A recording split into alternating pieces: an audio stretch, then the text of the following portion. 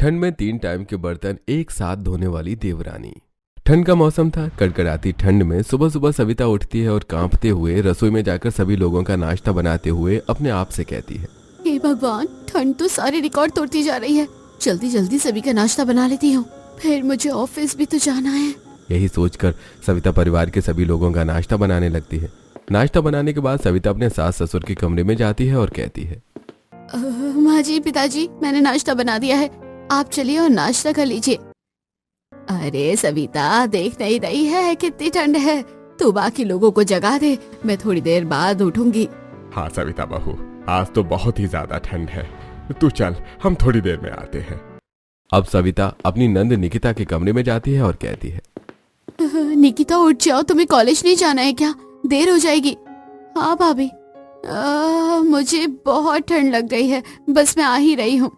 उसके बाद सविता अपने देवर के कमरे में जाकर उसे जगाती है और फिर अपने पति को जगाती है और वापस आकर रसोई में काम करने लगती है। थोड़ी देर बाद सभी लोग उठ जाते हैं और डाइनिंग पर आकर बैठ जाते हैं। सविता सभी का नाश्ता लगाती है और कहती है, मैंने नाश्ता कर लिया है, आप सभी लोग अब नाश्ता कर लेना, मुझे ऑफिस के लिए देर हो रही है, मैं तो जा रही हूँ। हाँ हाँ सविता बेटा, तुम जाओ, हम नाश्ता कर लेंगे। अब सविता ऑफिस के लिए निकल जाती है। सभी लोग नाश्ता कर लेते हैं। उसके जाने के बाद गोपाल, नीलेश और अनिमेश तीनों अपने अपने ऑफिस के लिए निकल जाते हैं। तब निकिता कहती है, माँ, मुझे भी कॉलेज जाना है, तो मैं भी कॉलेज जा रही हूँ। अरे बेटा, ये डाइनिंग टेबल पर पड़े हुए बर्तन तो अंदर रख दे, वरना सारा दिन यहीं पड़े रहेंगे।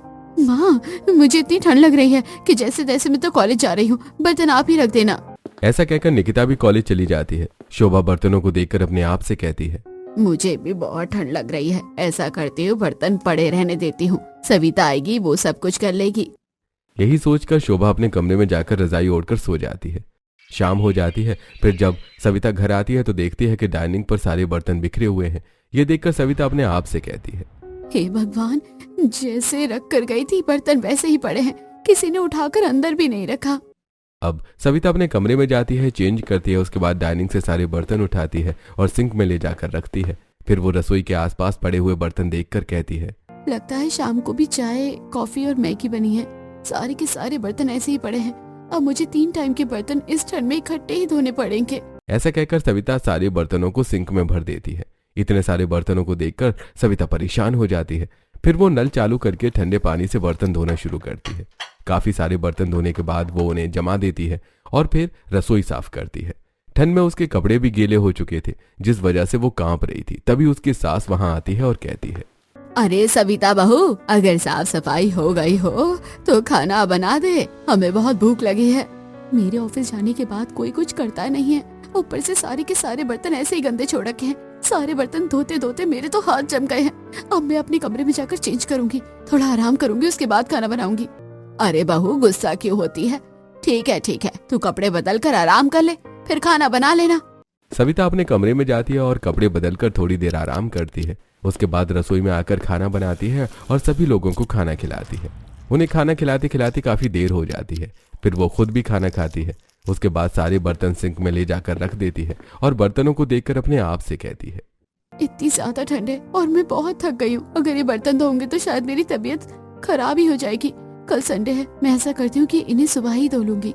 ऐसा कहकर सविता बर्तनों को सिंक में छोड़कर अपने कमरे में जाकर सो जाती है। अगले दिन सविता उठती है और हॉल में आकर अपने ससुराल वालों से कहती है, माँ जी, पिताजी, आज संडे है, मैं ऐसा करती हूँ कि घर के सारे बर्तन धो लेती हूँ और साफ सफाई कर लेती हूँ। आप सभी लोग नहाकर धूप में छत पर बैठ जाइए। अरे बहू, इतनी ठंड है, तुझे तो पता है ठंड में नहाना हमारे लिए कितनी बड़ी बात है। माँ जी, इतनी भी बड़ी बात नहीं है, मैंने गीजर ऑन कर दिया है। आप लोग बाथरूम में जाकर एक एक करके नहा लीजिए और धूप में बैठ जाइए, वरना आज किसी को नाश्ता और खाना बिल्कुल नहीं मिलेगा। सविता की बात सुनकर उसके ससुराल वाले बाथरूम में नहाने चले जाते हैं। वहीं दूसरी तरफ सविता रसोई में जाती है और बहुत सारे बर्तन सिंक में इकट्ठे देखकर कहती है, इतने सारे बर्तन हैं, चलो सारे के सारे एक ही साथ धो लेती हूँ, फिर मुझे झाड़ू पोछा भी लगाना है और खाना भी बनाना है। अब सविता नल चालू करके एक एक करके सारे बर्तन धो लेती है और रसोई में जमा देती है। उसके बाद वो रसोई की साफ सफाई करती है। फिर पूरे घर में झाड़ू लगाती है और पोछा भी लगा रही होती है। तभी उसके ससुराल वाले नहा धोकर वहां आते हैं तो निकिता कहती है, भाभी, मैंने नहा तो लिया, लेकिन मुझे बहुत जोर से ठंड लग रही है। ठीक है निकिता, तुम छत पर जाओ। तभी कविता के सास, ससुर, देवर और पति भी एक एक करके नहा के वहां आकर खड़े हो जाते हैं। तो सविता कहती है, आप लोग खड़े खड़े मेरे मुंह क्या देख रहे हो? आप सभी लोग छत पर जाइए। अब सभी लोग छत पर जाते हैं। उसके बाद सविता रसोई में जाती है और सभी के लिए नाश्ते में पोहा और इडली सांभर बना लेती है। फिर वो सभी लोगों को छत पर ले जाकर पोहा और इडली सांभर देती है। सभी लोगों के साथ वो खुद भी बैठकर पोहा, इडली, सांभर खाती है और फिर कहती है, आज तो धोने के लिए बहुत सारे कपड़े हैं। ऐसा करती हूँ कि मैं सारे कपड़े धो लेती हूँ, तब तक आप लोग यहीं बैठिए। अब सविता सारे झूठे बर्तन इकट्ठा करती है और उन्हें लेकर नीचे उतरती है। वो रसोई में आकर सिंक में सारे बर्तन रखती है और सारे कपड़े इकट्ठा करके वॉशिंग मशीन में धोती है और छत पर आकर फैलाने लगती है। तभी पड़ोस की सीमा और रीना सविता को इस तरह कपड़े फैलाते देखकर आपस में बातें करती हैं। देख रही हो रीना बहन, शोभा के सारे घर वाले कितने आलसी हैं। इतने सारे कपड़े बहू अकेली ही धोकर फैला रही है। हाँ सीमा बहन, वो तो उनके नसीब अच्छे हैं कि उन्हें इतनी अच्छी बहू मिली है। तभी रीना आवाज देकर कहती है, अरे सविता बहू, इस कड़कड़ाती ठंड में अकेले तुम इतना सारा काम करती, देवरानी ले आओ। कम से कम देवरानी आएगी तो काम में तुम्हारी मदद करेगी। तुम्हारे ससुराल वालों से तो कोई काम नहीं होता है। तुम लोगों को तो मेरी बहू को भड़काने के अलावा और कुछ नहीं सूझता है। अपने काम से काम क्यों नहीं रखती? अरे शोभा बहन, हम तो तुम्हारे भले की बात करते हैं। अगर तुम्हें अच्छी नहीं लगती तो नहीं कहेंगे। ऐसा कहकर शोभा और रीना वहाँ से चली जाती हैं। तब सविता सोचती है, वैसे वो रीना चाची गलत नहीं कह रही थी। वैसे भी देवर जी की शादी की उम्र हो गई है। अब देवरानी आएगी तो मेरी भी काम में मदद हो जाएगी और आप लोगों को भी समय पर खाना बनाकर दे दिया करेगी। फिर ये 3 टाइम के बर्तन मुझे एक टाइम में नहीं धोने पड़ेंगे। हाँ शोभा, सविता बहुत सही कह रही है। और फिर आज नहीं तो कल हमें तो अनिमेश की शादी करनी ही है। ठीक है, मैं कल ही पंडित जी को बुलाती हूँ। अनिमेश के लिए कोई अच्छी लड़की देखती हूँ। वैसे अनिमेश भैया, कहीं आपने कोई लड़की पसंद तो नहीं कर रखी? पता चला किसी और से शादी हो रही है तो वो लड़की सभी के सामने आपके बाल पकड़कर पीट रही है। निकिता की बच्ची, तू ज्यादा मत बोल। मुझे ये सब फालतू काम करने के लिए समय नहीं है। सभी लोग अनिमेश और निकिता के इस नोक झोंक पर हंस पड़ते हैं। अगले दिन सुबह उठकर सविता सभी लोगों का नाश्ता बनाती है। उसके बाद डाइनिंग टेबल पर लगाती है और सभी लोगों को आवाज देकर कहती है, चलिए आप लोग जल्दी आ जाइए, मैंने नाश्ता लगा दिया है और अब मैं ऑफिस जा रही हूँ। सभी लोग डाइनिंग टेबल पर आकर बैठ जाते हैं। तब सविता कहती है, पिताजी, नीलेश और अनिमेश, मैंने आप तीनों का ऑफिस के लिए टिफिन लगा दिया है और आप लोग ऑफिस ले जाइएगा। निकिता, तुम भी कॉलेज चली जाना। माँ जी, मैं जा रही हूँ। अरे हाँ, एक बात तो मैं बताना भूल गई। आप लोग घर को गंदा मत रखना। आज शाम को मेरी सहेली मेरे साथ आएगी क्योंकि हमें मिलकर प्रोजेक्ट बनाना है। ऐसा कहकर सविता अपने ऑफिस के लिए निकल जाती है। सभी लोग नाश्ता करते हैं। उसके बाद गोपाल और उसके दोनों बेटे ऑफिस चले जाते हैं। निकिता कॉलेज चली जाती है और शोभा पड़ोस में बैठने के लिए चली जाती है। सारे बर्तन डाइनिंग टेबल पर ही रखे रह जाते हैं। शाम को सविता अपनी सहेली पूनम के साथ घर आती है तो देखती है कि सारे बर्तन डाइनिंग टेबल पर गंदे पड़े हुए हैं। ये देखकर पूनम कहती है, यार सविता, तेरा घर तो बड़ा ही गंदा पड़ा हुआ है। अभी तो तुझे साफ सफाई करनी होगी। ऐसा करती हूँ, मैं भी फिर किसी दिन आती हूँ। इतना कहकर पूनम चली जाती है। तब सविता गुस्से में सारे बर्तन उठाती है और सिंक में ले जाती है। बर्तन सिंक में रखते हुए वो देखती है कि रसोई भी काफी बिखरी और गंदी पड़ी हुई थी। फिर वो बर्तन धोते हुए अपने आप से कहती है, कितनी बार कहा था इन लोगों से कि घर गंदा मत रखा करो, लेकिन फिर भी इन लोगों ने घर गंदा रखा। रोज मुझे ऑफिस से आकर 3 टाइम के बर्तन धोने पड़ते हैं। सविता बर्तन धोने के बाद हॉल में आती है जहाँ सभी लोग बैठे हुए होते हैं। सविता कहती है, माँ जी, पंडित जी को अभी फोन लगाइए और उन्हें यहाँ बुलाइए। हम पंडित जी से अनिमेश के लिए कोई लड़की पूछेंगे और जितनी जल्दी हो सके अनिमेश की शादी कर देंगे। ठीक है बहू, हाँ लगाती हूँ। शोभा फोन लगाकर पंडित जी को बुला लेती है। पंडित जी कुछ लड़कियों की फोटो दिखाते हैं जिनमें से एक लड़की की फोटो परिवार वालों को पसंद आ जाती है। अगले दिन सभी लोग रश्मि को देखने के लिए तैयार होकर घर से निकलते हैं। उधर दूसरी तरफ रश्मि की माँ उससे कहती है, रश्मि बेटा, आज लड़के वाले तुझे देखने आ रहे हैं और एक तू है। सुबह से तुझे इतनी ठंड लग रही है कि ना तो तूने कोई काम किया और ना ही तू नहा कर आई। आपको पता है ना कि मुझे कितनी ठंड लगती है। इस ठंड में मुझसे काम नहीं होते। ऐसा कहकर रश्मि चली जाती है। तब शुभांगी अपने आप से कहती है, हे भगवान, इस लड़की को इतनी ठंड लगती है, पता नहीं ससुराल में ये कैसे काम करेगी। ऐसा कहकर शुभांगी काम में लग जाती है। थोड़ी देर बाद अनिमेश अपने परिवार वालों के साथ वहां आता है। रश्मि सभी के लिए नाश्ता लेकर आती है और सभी लोगों को रश्मि बहुत अच्छी लगती है। तब शोभा कहती है, बहन जी, मुझे तो आपकी बेटी बहुत पसंद है। हमारी तरफ से तो ये रिश्ता पक्का समझिए। इस तरह अनिमेश और रश्मि का रिश्ता पक्का हो जाता है। समय बीतता है और बीतते समय के साथ 2 महीने के अंदर अनिमेश और रश्मि की शादी हो जाती है और रश्मि दुल्हन बनकर अनिमेश के घर आ जाती है। सविता रश्मि का गृह प्रवेश करवाती है। उसके बाद कहती है, देवरानी जी, बाहर बहुत ठंड है, जल्दी अंदर आइए। अब रश्मि कलश गिराकर गृह प्रवेश करती है और अंदर आती है। तब उसकी जेठानी कहती है, देवरानी जी, अपने कमरे में जाकर आराम कर लीजिए, बाकी की रस्में कल सुबह होगी। अब रश्मि अपने कमरे में चली जाती है और कमरे में जाते ही कपड़े चेंज करके रजाई के अंदर घुस जाती है और अनिमेष से कहती है, बाप रे, कितनी ज्यादा ठंड है। अगर मुझे पता होता कि शादी में इतनी ठंड लगेगी तो मैं माँ से कहकर अपनी शादी पोस्टपोन करवा देती। अरे रश्मि, अच्छा ही हुआ कि तुम्हें नहीं पता था, वरना तुम जैसी सुंदर पत्नी मुझे देर से मिलती। अनिमेष की बातें सुनकर रश्मि मुस्कुरा देती है। ऐसी दोनों बातें करते रहते हैं। अगले दिन सुबह रश्मि उठकर रसोई में आती है तो देखती है कि सविता रसोई में काम कर रही है। वो सविता से कहती है, सविता भाभी, इतनी ठंड में आप सुबह सुबह इतना सारा काम करके ऑफिस भी जाती हो, मुझे तो बड़ा ही आश्चर्य होता है। हाँ रश्मि, अब तो मेरी आदत बन गई है। वैसे मैंने खाना सारा बना दिया है, तुम सभी को बुला लो, मैं खाना लगा देती हूँ। रश्मि सभी को बुलाकर ले आती है। सभी लोग डाइनिंग टेबल पर बैठकर खाना खाते हैं। सभी लोग खाना खाकर चले जाते हैं। तब रश्मि और सविता भी बैठकर खाना खाती हैं। उसके बाद सविता सारे बर्तनों को इकट्ठा करके सिंक में ले जाती है और धोने लगती है। तभी रश्मि पीछे से आती है और कहती है, भाभी दो, मैं भी आपके साथ बर्तन धुलवा देती हूँ। नहीं नहीं रश्मि, उसकी कोई जरूरत नहीं है, मैंने एक हफ्ते की छुट्टी ले रखी है, और वैसे भी अभी तुम नई नई हो, मैं काम खुद ही कर लूंगी, तुम जाकर अनिमेष से बातें करो। ठीक है भाभी, जैसा आपको ठीक लगे। रश्मि अपने कमरे में जाकर बैठती है और अनिमेष से बातें करती है। इधर सविता घर का सारा काम खत्म करती है। ऐसे ही एक हफ्ता बीत जाता है और अब सविता की छुट्टियां भी खत्म हो चुकी होती हैं। आज सुबह जब रश्मि उठकर रसोई में आती है तब सविता उससे कहती है, रश्मि, आज तुम अपनी पहली रसोई की रस्म पूरी कर लो, और आज से मेरा ऑफिस भी है तो तुम घर का काम भी देख लेना। ठीक है भाभी, आप निश्चिंत होकर जाइए, मैं काम देख लूंगी। अब सविता तैयार होने के लिए अपने कमरे में चली जाती है और रश्मि नाश्ता बनाना शुरू करती है। तो उसे बहुत ठंड लगती है। कांपते हुए वो सभी के लिए नाश्ता बनाती है और नाश्ता लगा देती है। सभी लोग डाइनिंग टेबल पर बैठकर नाश्ता करते हैं। फिर गोपाल, नीलेश और अनिमेष और सविता ऑफिस चले जाते हैं और निकिता कॉलेज चली जाती है। रश्मि सारे बर्तनों को उठाती है और सिंक में ले जाती है और उन्हें देखते हुए अपने आप से कहती है, हे भगवान, इतने सारे बर्तन, मुझे तो बहुत ठंड लग रही है। ऐसा करती हूँ, थोड़ी देर छत पर जाकर धूप पे बैठ जाती हूँ, उसके बाद ही ये बर्तन धो लूंगी।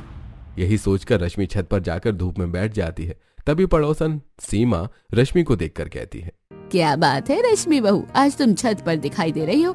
लगता है कि तुमने सारा काम खत्म कर लिया है और आराम से धूप में बैठी हो। नहीं चाची, सारा काम तो खत्म नहीं किया है, अभी बर्तन धोने बाकी है। सोचा थोड़ी देर धूप में बैठ लूं, फिर जाकर बर्तन धो लूंगी। अरे बहू, तुम भी अपनी जेठानी की तरह घर में साफ सफाई रखना, अपने ससुराल वालों की तरह गंदगी फैलाकर मत रखना। थोड़ी देर सीमा से बातें करने के बाद रश्मि नीचे उतर आती है। तब शोभा उसे देखकर कहती है, बहू, मुझे और तेरे ससुर जी को चाय पीनी है, तू जरा चाय बनाकर हमें दे दे। अब रश्मि रसोई में जाकर अपने सास ससुर के लिए चाय बनाती है और लाकर उन्हें चाय देती है। उसके बाद फिर रसोई में जाकर गंदी रसोई और सिंक में ढेर सारे बर्तनों को देखकर मन ही मन सोचती है, हे भगवान, इतने सारे बर्तन हैं, अगर मैंने अभी धोऊंगी तो मेरे तो हाथ ही सुन पड़ जाएंगे। ऐसा करती हूँ कि तीनों टाइम के बर्तन एक ही बार इकट्ठे करके धो लूंगी। ऐसा सोचकर रश्मि अपने कमरे में चली जाती है और थोड़ी देर आराम करने लगती है। फिर शाम हो जाती है। तब तक सविता भी ऑफिस से वापस आ जाती है। सविता रसोई में जाती है और सारे बर्तनों को यूं गंदा पड़ा देखकर मन में कहती है, हे भगवान, मैंने सोचा था कि देवरानी जी आज सारा काम करके रखेगी, लेकिन ये तीनों टाइम के बर्तन गंदे ही पड़े हैं। ऐसा करती हूँ कि रश्मि से जाकर इस बारे में बात करती हूँ। यही सोचकर सविता रश्मि के कमरे में जाती है तो देखती है कि रश्मि रजाई ओढ़कर टीवी देख रही है। अरे रश्मि, तुम अभी तक टीवी देख रही हो? रसोई में सारे बर्तन गंदे पड़े हैं और खाना बनाने का समय हो गया है। हाँ जेठानी जी, मुझे बहुत ठंड लग रही है तो मैंने सोचा कि मैं तीनों टाइम के बर्तन एक साथ धो लूं। अब मैं ऐसा करती हूँ कि तीनों टाइम के बर्तन एक साथ धो लेती हूँ, फिर हम दोनों मिलकर खाना बना लेंगे। ऐसा कहकर रश्मि उठकर रसोई में जाती है और सिंक में ढेर सारे बर्तन देखकर मन में सोचती है, हे भगवान, तीनों टाइम के बर्तन तो बहुत ज्यादा है। इतनी ठंड में इतने बर्तन धोने में तो मेरे हाथ सुन हो जाएंगे, लेकिन धोना तो पड़ेगा। यही सोचकर रश्मि तीनों टाइम के बर्तन एक साथ धोना शुरू करती है। ठंडे पानी से बर्तन धोते समय उसके हाथ ठंडे हो जाते हैं। थोड़ी देर बाद रश्मि जोर जोर से कांपने लगती है। तब सविता वहां आती है और रश्मि को इस तरह कांपते हुए देखकर कहती है, अरे रश्मि, तुम तो बुरी तरह कांप रही हो। तुम्हें तीनों टाइम के बर्तन एक साथ करने की क्या जरूरत थी? अगर तुमने ये दिन में धो लिए होते तो तुम्हें अभी इतने सारे बर्तन एक साथ नहीं धोने पड़ते। भाभी, मुझे बहुत ठंड लगती है, इसलिए मैंने सोचा कि सारे बर्तन मैं एक साथ धो लूंगी। अच्छा ठीक है, फिलहाल मैं तुम्हारे साथ बर्तन धुलवा देती हूँ, लेकिन कल से तुम इतने सारे बर्तन इकट्ठे करके मत रखना और थोड़े थोड़े बर्तन ही धोकर रख लेना। ऐसा कहकर सविता रश्मि के साथ बर्तन धुलवाने लगती है। अगले दिन सविता सुबह का नाश्ता बनाकर ऑफिस चली जाती है। सभी लोग बैठकर नाश्ता करते हैं और अपने अपने काम पर चले जाते हैं। तब सारे बर्तन उठाकर रश्मि सिंक में ले जाकर रखती है और अपने आप से कहती है, जेठानी जी ने मुझसे कहा था कि मैं सारे बर्तन थोड़े थोड़े करके धो लूं, लेकिन मुझे तो बहुत ठंड लग रही है, इसलिए मैं ऐसा करती हूँ कि अभी अपने कमरे में चली जाती हूँ और ये बर्तन थोड़ी देर में धो लूंगी। यही सोचकर रश्मि अपने कमरे में जाकर रजाई ओढ़कर सो जाती है। शाम को अनिमेश कमरे में आता है तो देखता है कि रश्मि सो रही है। अनिमेश उसे जगाता है और कहता है, रश्मि उठो, मेरे दोस्त आए हुए हैं, उनके लिए थोड़ा चाय और नाश्ता तो बना दो। ठीक है अनिमेश, मैं अभी बना देती हूँ। अब रश्मि रसोई में जाती है तो देखती है कि बर्तन यहाँ वहां बिखरे पड़े हुए हैं और सिंक तो पूरा बर्तनों से भरा ही पड़ा है। उसे नाश्ता बनाने के लिए कोई बर्तन नहीं मिलता। तब रश्मि कहती है, हे भगवान, नाश्ता बनाने के लिए तो कोई भी बर्तन नहीं है। ऐसा करती हूँ कि इस बड़ी कढ़ाई में पकोड़े बना लेती हूँ और ऊपर रखे हुए कप निकाल लेती हूँ। इस तरह रश्मि कढ़ाई, कप और एक्स्ट्रा में रखे हुए बर्तन निकाल लेती है और उसी में पकौड़े और चाय बनाकर अनिमेश के दोस्तों को लेकर जाकर देती है और अपने कमरे में जाकर फिर रजाई में घुस जाती है। थोड़ी देर बाद अनिमेश के दोस्त चले जाते हैं। तब रश्मि सामने से बर्तन उठाकर लाती है और सिंक में रख देती है। फिर वो इतने सारे बर्तनों को देखकर कहती है, शाम हो रही है, जेठानी जी भी आती होगी। ऐसा करती हूँ खाना बना देती हूँ, फिर सारे बर्तन एक साथ धो लूंगी। यही सोचकर रश्मि 2-4 बर्तनों को धोकर खाना बनाने में लग जाती है। थोड़ी देर बाद सविता आती है और सिंक को बर्तनों से खचाखच भरा हुआ देखकर कहती है, हे भगवान, देवरानी जी, आपने इतने सारे बर्तन इकट्ठे कर रखे हैं, आपने इन्हें धोया नहीं?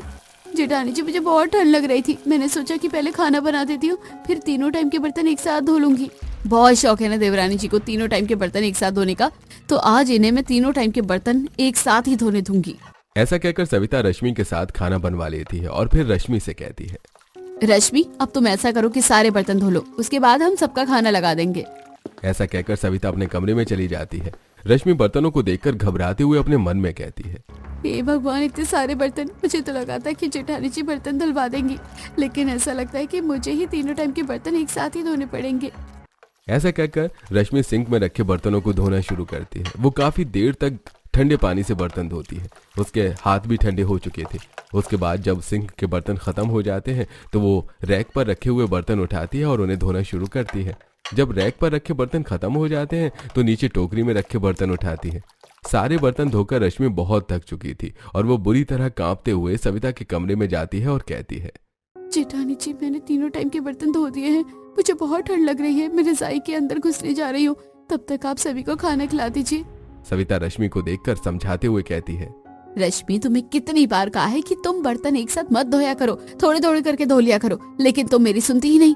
चलो कोई बात नहीं, जाकर रजाई में आराम करो, मैं तुम्हारा खाना तुम्हारे कमरे में पहुंचा दूंगी। अब रश्मि अपने कमरे में जाकर रजाई में घुस जाती है। इधर सविता सबको खाना खिलाती है और रश्मि का खाना उसके कमरे में पहुंचा देती है। अगले दिन सविता तैयार होकर ऑफिस जाते वक्त रश्मि से कहती है, देखो रश्मि, अभी सिंक में बहुत ज्यादा बर्तन नहीं है, तो तुम उन्हें धो लेना। सविता अपनी देवरानी को समझाकर चली जाती है, लेकिन रश्मि नहीं समझती और वो तीनों टाइम के बर्तन इकट्ठा कर लेती है और रात में उन्हें धोती है।